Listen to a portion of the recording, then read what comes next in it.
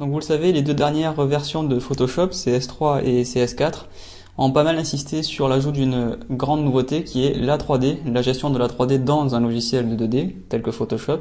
Donc Photoshop CS5 ne va pas faillir à cette règle. On va avoir un ajout très important en ce qui concerne le texte notamment. On peut faire ça aussi sur des sélections, sur des tracés ou bien sur des masques, mais c'est surtout sur un calque de texte que ça devient très intéressant.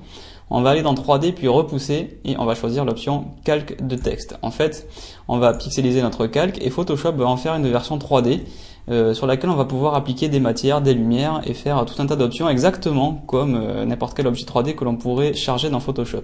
Donc là, vous voyez que mon texte a été rendu en 3D. On va modifier un peu la profondeur parce que c'est quand même très profond. On va faire du 0,15. Donc à chaque fois que je fais une modif, j'ai un rafraîchissement en temps réel. Donc il faut savoir que vu que là je suis en train d'enregistrer, ça consomme pas mal de ressources. Donc c'est pour ça que vous n'avez pas un aperçu qui se fait vraiment d'une manière très fluide. Je vais essayer de vous le faire directement en saisie. Hop, un petit point. Et on va avoir du coup une profondeur un peu moindre. Voilà, c'est un petit peu mieux. Au niveau des matières, ça se passe sur la droite. On peut choisir une matière pour l'avant, le biseau, l'arrière et les côtés, ou bien pour toutes. Si par exemple je prends une matière comme par exemple un rendu un petit peu herbe, j'ai le rendu qui se fait directement à l'écran. Je peux choisir par exemple ma texture, au lieu de la mettre à l'échelle, je peux l'en faire une mosaïque, et dans ce cas-là on va avoir un stretching qui va se faire, au lieu d'avoir un stretching on va avoir une mosaïque, ce qui fait que on n'aura justement pas d'étirement qui va se faire sur l'objet.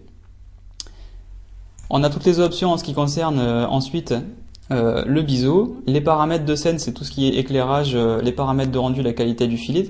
Évidemment, tout ça, on va pouvoir revenir dessus quand on va cliquer sur OK et passer dans la palette 3D.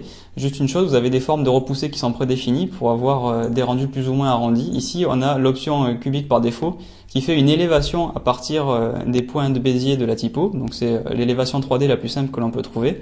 En fait, lorsque on va cliquer sur OK, on va se retrouver avec un calque 3D, exactement comme si on l'avait importé. On va retrouver nos options pour bouger l'objet dans l'espace, ou pour bouger la caméra autour de l'objet. Alors là, vous voyez, vous avez l'impression que c'est la même chose, mais ça ne l'est pas. En fait, on va aller chercher la palette 3D, et on va afficher en fait le plan au sol 3D. Vous voyez que si je bouge l'objet, c'est que l'objet qui bouge ici. On va le mettre par exemple comme ça.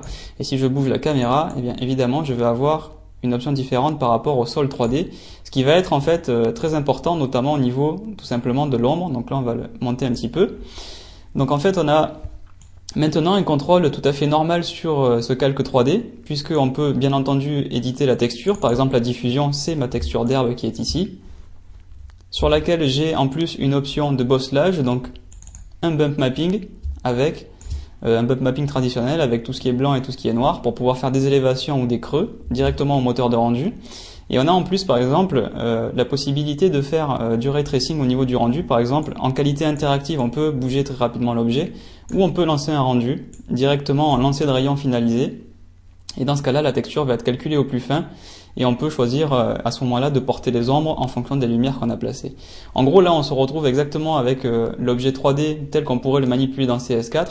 Sauf qu'on a, avant cette étape-là, une nouvelle option qui s'appelle donc repousser, et qui permet à partir d'un simple calque de texte, ou encore une fois d'une sélection d'un tracé ou d'un masque de fusion, de faire une élévation et de pouvoir donc sortir un objet 3D d'un élément qui est totalement 2D. Donc il s'agit d'une nouvelle option, pas tellement d'une nouvelle section dans Photoshop. On est toujours dans la section 3D, donc disponible uniquement avec Photoshop Extended, mais on a maintenant beaucoup plus d'options pour manipuler du texte en 3D directement au sein du logiciel.